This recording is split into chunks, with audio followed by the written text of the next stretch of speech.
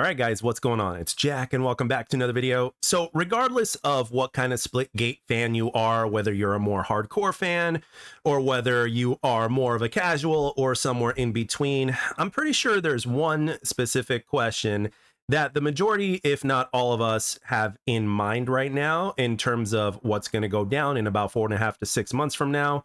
And that is this relaunch going to be enough, right? Is it going to be enough to not only gain a few players back that have lost, but also gain new players, right? So obviously, if we're talking 4.5 to 6 months from now, we're talking anywhere from late December to like mid-January or late January at the very latest or so, if they keep that same time clock for the game to have its relaunch, right? Which I think is actually a good time. All the other games that are big FPS titles that would have already released and would have been in their 1 year lifespan for a few months at least.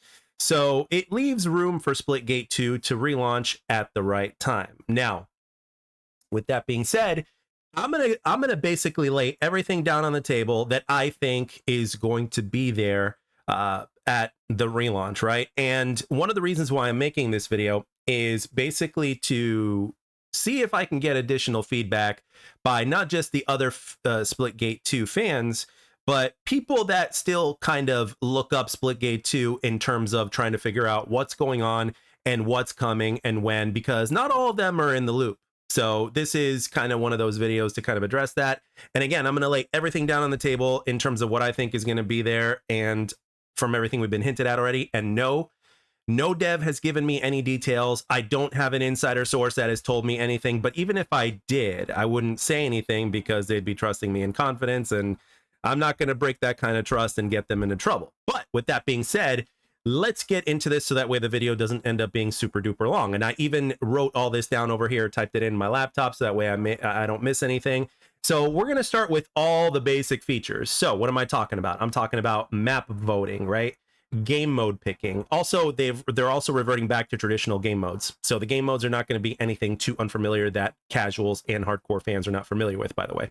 All right, let's see. FPS counter, ping display, server region display, combat record, and leaderboards in-game, UI changes and enhancement, and ranked mode improved. Now, those are some of the basic features. Now we're going to go on to the next one, and that is the maps. I'm expecting around 4 new arena maps and 4 new onslaught maps. I don't know about a new BR map, but in terms of onslaught and arena, I'm expecting somewhere around that ballpark, because again, usually devs, what happens is they work about, to my knowledge, they work about a year ahead in terms of the content or whatnot. And I think for the relaunch, what they're going to do is they're going to give us all of that content on relaunch. So that way we have as much new content as possible. So that way it's not just an enhanced rinse and repeat of what we had before.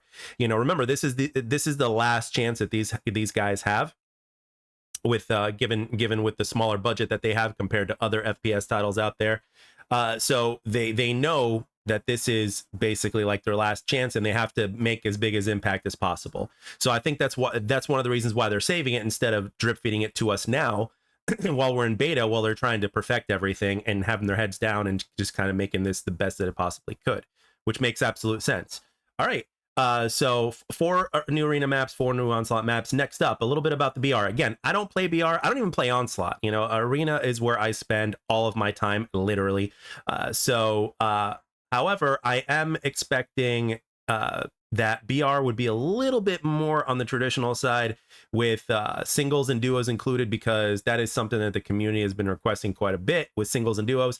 So I think that would be very interesting, and I think they are at least going to implement that. But I'm also expecting BR to also be unique within and of itself, you know, within Splitgate 2 territory. But at the same time, you know, I wouldn't be surprised if they went a little bit more traditional, as from the feedback that they've gotten. And unfortunately, I'm not a BR player, so I can't really I can't give feedback on my own. So anyway, next up, I'm expecting somewhere between, I'd say, 10 to 20 overall new weapons for the factions or whatnot. So yeah, because every single faction has 5. So I would say 15 at the very least or so, but it could be more, you know what I mean? So I'm just going to say anywhere from 10 to 20 overall new weapons. I think that's pretty damn good. Next up, obviously the portals are going to be reworked, or the portal system is going to be reworked, possibly similar to Splitgate 1. If you guys haven't checked out a few of my videos that I've made already, was Max, there will be more coming. Again, they just take a lot of time to produce. Those will be coming, and you can see even more details how the portal system that we currently have is very unbalanced and very so overpowered that it just knocks the game off of balance. And it's just way, way, way too random at this point, even in its current iteration. He demonstrated that very well. Whether you're a casual or competitive, the penalties are the same. So I'm definitely expecting a Portals rework, but in a way that probably could be similar to Splitgate 1, as well as a way that keeps all the traditional fans happy, as well as new ones, right? So because again, the gameplay should be first and foremost about the gunplay and movement, and then the portals should be kind of like an extra layer, as opposed to something that can replace and override everything else. You know what I'm saying? All right, next up, I'm expecting a surprise. I don't know, it could be something PvE related, it could be something like a horde mode or something like that, but I'm expecting somewhat of a surprise. I remember them doing a tweet, something around like there's like 2 out of 4 things that they've revealed, and there's 2 other things that they haven't revealed. So I'm expecting something like that. I don't know what that surprise is. I honestly don't know. But again, everybody's talking about a PvE. Everybody's wanting kind of like a horde or zombies mode or whatnot. And if you look at the maps that they already have in terms of the onslaught mode, which are big maps, and if you look at the BR map or whatnot, to where you can go through portals and you can end up on a different map or whatnot, they can literally use those assets and make a really solid, really cool PvE type of mode, unique within itself of Splitgate 2. And again, we already have bots in the game. All they have to do is give them a new skin in the form of enemies, in the form of some sort of enemy, and basically with sub bosses and maybe whole bosses and stuff like that, make it possibly round based and have it something that just continuously evolves. Again, I've talked about a PvE mode in a separate video, so again, all the assets are there, and hopefully they have enough time to at least give the fans something, because it is something that they've kind of requested. Okay, next up, store upgrade. We're not just talking about making it more consumer friendly, but if they're going to charge, on the higher end of certain things, that they need to be more, you need to get more bang for your buck, so to speak. And one more thing I want to add while we're talking about the store is that the store needs to have things in there that make it its own type of uniqueness that is different from the battle pass, and the battle pass itself needs to have other things in there that make the battle pass unique within and of itself, that's not similar to the store. And when you're talking about a progression system to grind for something, the rewards for grinding for that something need to be unique within its own system, so that way they're not comparable to the battle pass or the store. They all need to be different, so that way it's like, okay, if I'm going to go to the store, this is why I'm going to the store. I'm going to the store because I can't get this anywhere else. Same thing with the battle pass. I'm grinding the battle pass because, well, quite frankly, there's you can't get this anywhere else. And the same thing goes with grinding the game itself. I'm grinding the game and I'm grinding for this because I can't get it anywhere else. You see what I'm saying? So if you keep that unique and within different categories, as opposed to them being super duper similar, I think would go a long way. This is just my opinion. Some people might disagree. This is where you guys come in the comment section to back me up on this, or to completely say no, that's a bad idea. Let me know. Obviously, battle pass improvements I think is another one that's coming. Again, one of the things that I've iterated time and time again is that they take the Halo Infinite route and make the battle pass unique. If you've bought the battle pass, you get to keep that battle pass forever, and it does not expire, right? It does not expire. So no matter what, no matter how little you play or no matter how much you play, the battle pass never ever expires. And you can always come back to it, as opposed to, feeling like, oh, you've got to come back because you got to complete the battle pass. I understand the reasons, the business reasons as to why there would be kind of a reset, and I understand the fact that they're kind of tied into seasons or whatnot. But if you think about it, it's like, well, you will always have something to grind for beyond the regular progression system, right? You'd always have something to grind for if you end up, doing, working on the battle pass and you're not finished with it, but you can always come back to play it, right? I think people that like battle passes are always, at least a majority of them, I think, would always be interested in the new one in terms of what they have in there. So they'd probably get it. And again, in the back of their minds, they're like, well, I've got extra content stored up in my backlog that I can always go back and grind if I end up finishing the battle pass. You know what I mean? So they're actually getting more content, and there's, again, this will help the game with its longevity in the long run. You know what I mean? So I think focusing on the battle pass system as a marathon and not a sprint would be something that could benefit the game in the long run. But again, that's my opinion. And of course, last but not least, a deep and engaging progression system. This is something that they definitely need to get right. And I know that this is a free-to-play game, but you know, when you look at gaming in the year 2025 and all the different things that we've had over the years from other games, you know, before free-to-play even became a thing, you know, people have just become accustomed and used to something like a really big progression system and a grind factor in a game within the game itself without them having to buy anything to kind of be a part of the package, so to speak, despite the fact that it's a free-to-play game.